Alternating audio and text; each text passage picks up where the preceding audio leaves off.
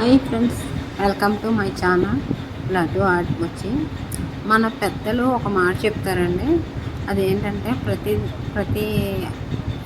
ప్రతి సందర్భంలో కానీ ఎవరైనా గొడవ పడినప్పుడు కానీ ఓ మాట అంటూ ఉంటారు, ఇది కుక్క బుద్ధి అంటారు. అసలు ఆ కుక్క బుద్ధి ఏంటి, అసలు ఆ మాటకి అర్థం ఏంటో ఈరోజు మా ఫ్రెండ్ చెప్తాడండి. అసలు ఇప్పుడైతే కుక్కల గురించే ఎక్కువ ట్రాఫిక్ అవుతుంది. రోడ్ల మీద జరిగే ఏదో మా పిల్లని కరిచేసింది, అది కరిచేసింది, అట్లా ఫుడ్ ఎట్టకూడదు, అది ఎట్టకూడదు, అది ఇంకా మహాపాపం అండి. ఎందుకంటే రోడ్ల మీద తిరిగే వాటికి ఫుడ్ ఎట్టకపోతే అవి ఆకలితో ఇంకా జనాలను కరిచేస్తాయి కదండి.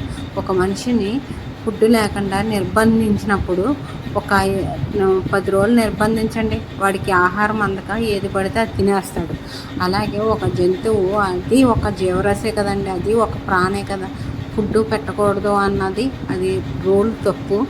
అసలన అది కూడా ఒక పాపమే అండి. మనకి ఆ పాపాల వల్లే మనం చాలా అనుభవిస్తున్నాం, కానీ తెలియట్లేదు. ఈ ప్రపంచంలో కుక్క అన్నది కాలభైరవుడితో సమానం అండి. అసలు దీని గురించి మా ఫ్రెండ్ చెప్తాడు, వినండి.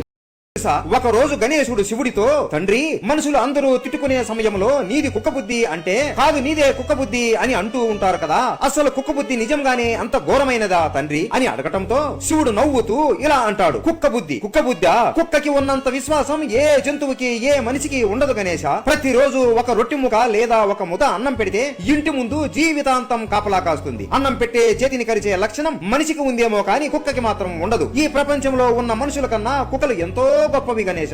ఒక మనిషి దగ్గర అన్నం తిన్నవారు, వాళ్ళ ద్వారా పైకి వచ్చిన వారు, వాళ్ళు చదివిస్తే చదువుకున్నవారు, వాళ్ళు ఉద్యోగం ఇప్పిస్తే చేసేవారే ఆ మనిషికి ద్రోహం చేస్తారు. అలా చేసిన వాడు చాలా నీచమైన వాడు. అలాంటి వారిని కుక్కతో కూడా పోల్చకూడదు గణేశ. ఈ మనుషులకి జంతువులు అంటే చాలా లోకువ. వీళ్ళు ఎంతో ఉత్తములు అని అనుకుంటారు, కానీ వాళ్ళకి తెలివైనది ఏంటి అంటే, వాళ్ళకన్నా జంతువులు ఇంకా ఎంతో తెలివైనవి. మానవుల పాపాలను ప్రాయశ్చిత్తం చేసుకోవడానికే ఈ జంతువులు, పక్షులు మరియు ఇంకా ఎన్నో జీవరాశులు ఉన్నాయి. నాకు జంతువుల అన్న, పక్షులు అన్న చాలా ఇష్టం గణేశ. నువ్వు కూడా ఏదో ఒక జంతువుని పెంచుకో. ఏ ఇంట్లో అయితే జంతువు ఉంటుందో వాళ్ళకి నా అనుగ్రహం ఎప్పటికీ ఉంటుంది అని గణేశుడితో శివుడు అంటాడు.